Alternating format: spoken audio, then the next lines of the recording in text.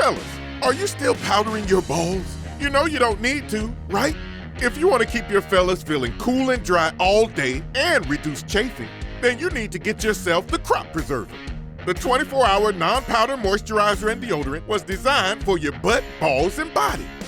Boasting active pH control, anti-chafing, quick absorbing, and made in the beautiful US of A. Head over to manscaped.com and get yourself the Crop Preserver. Your balls will thank you.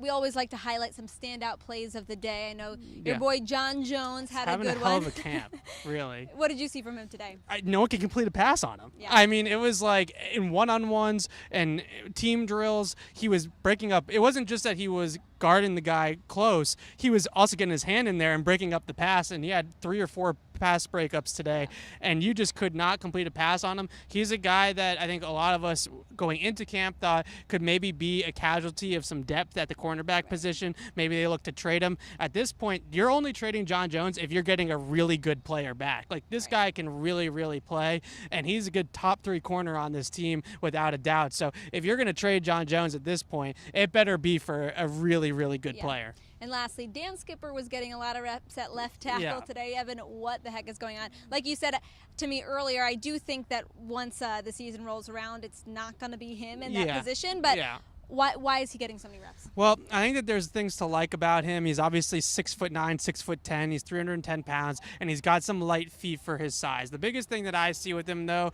is as big as he is, he's not the most powerful guy, both in the running game. Ufoma Kamalu, who is a scout team player, basically, long-armed him and knocked Dan Skipper on his butt in one-on-ones. That's not what you want to look for your starting left tackle. I just not think, what Tom Brady wants for his left tackle, I'll tell you that. No, and I just think that let's see if Tom Brady plays in the preseason, but if they have Tom Brady out there next week against Detroit, if Dan Skipper is his left tackle, I get a little bit worried. Right. And I really hope that when week 1 comes around, it's either Tooney or Wynn protecting Tom Brady's blind side. And quickly want to mention Sony Michel was a little bit more involved today, which is a positive development for the Patriots, meaning he's progressing well through his recovery. Yeah, today was his first day of full 11-on-11s. He was a full go, it seemed like. Did have one little mishap where he lined up in the wrong place, and Brady had to yell, "Sony, go over there," and kind of motion him over there.